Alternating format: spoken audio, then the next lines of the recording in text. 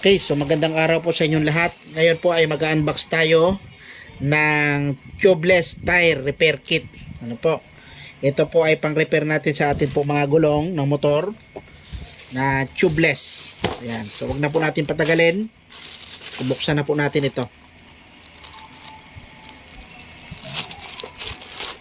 Kailangan ay i-video natin ito para kung sakaling may problema, pwede natin siyang ibabalik. Ayan. So nabili po natin ito sa halagang magkano to? 188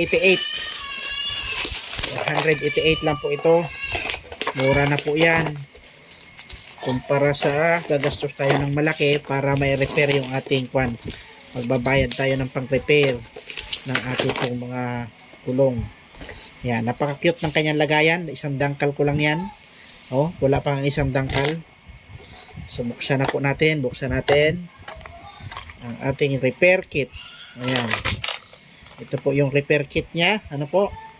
Cute siya. Mayroon po siyang ito. Tawag dito cutter. Cutter ito, cutter. Ayan o. Tapos ito yung nilalagay kapag isusuksok na natin itong kanyang, ito po yung kanyang kwan goma. Yan po yung kanyang goma, yung pang repair. Ano po? Yan po yung inilalagyan po yan ito bago natin ipasok. Yan. Ito naman yung kanyang mga pambutas. Ayan, ito po yung pambutas niya yan.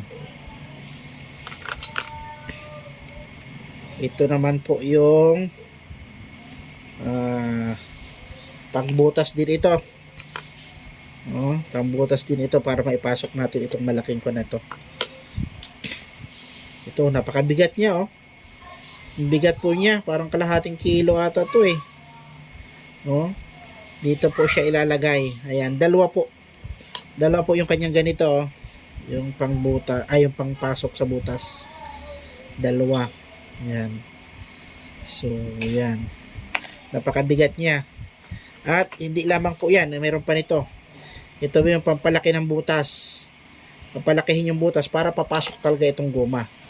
Kasi pag maliit, hindi natin basta-basta maipasok itong goma.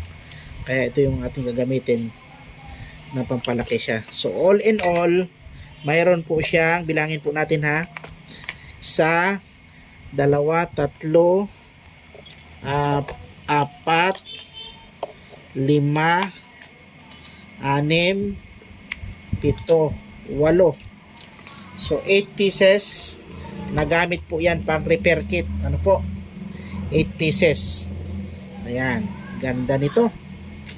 Talagang walang problema kahit maplatan tayo nito. Kasi may repair na natin ng maayos yung ating pong kwan. Yung ating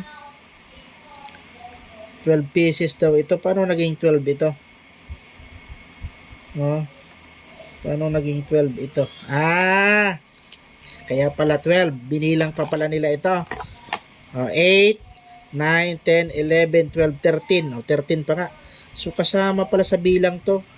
Itong kwan na to. Pang butas. Itong pang tapal sa butas.